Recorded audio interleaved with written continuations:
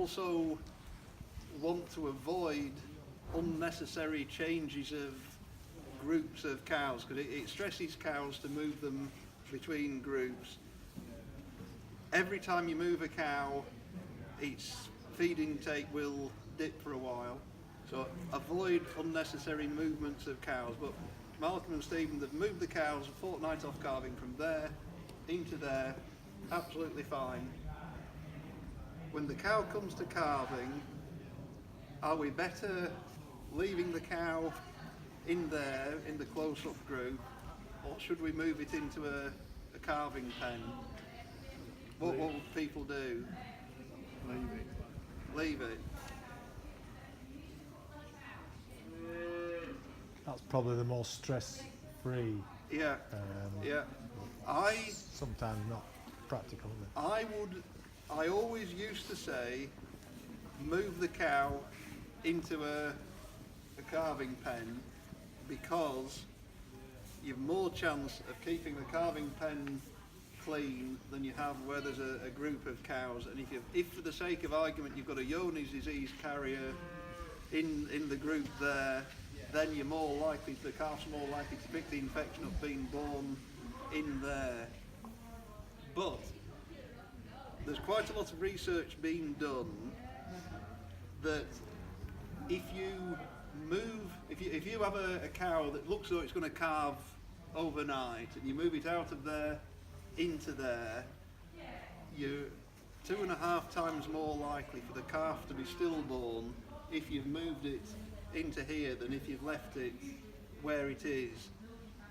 And that's partly because when you move the cow, you stress the cow, it stops eating for a while, it doesn't get on with calving, it isn't as relaxed. So you've got the conundrum of, do you leave the cow in there to calve, and probably the cow will get on and calve better, but you're more likely to get problems with the calf, with be it rotavirus, coronavirus, cryptosporidia, picking up Johne's, whatever. In some large herds, what people do, which isn't practical in a lot of situations, is they will move the cow out of the close-up group into the calving group when she's in second stage labour, which is literally when there's feet showing, and basically she's in the process of calving. Just whip her through into a calving pen, and that is actually a very good compromise. Now I think you have a very good system here, Stephen, that you've got your close-up group there.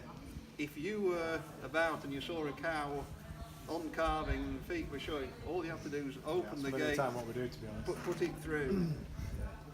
You were just keeping quiet in case I said it was the wrong thing to do. No, you're doing. I'm agreeing with you.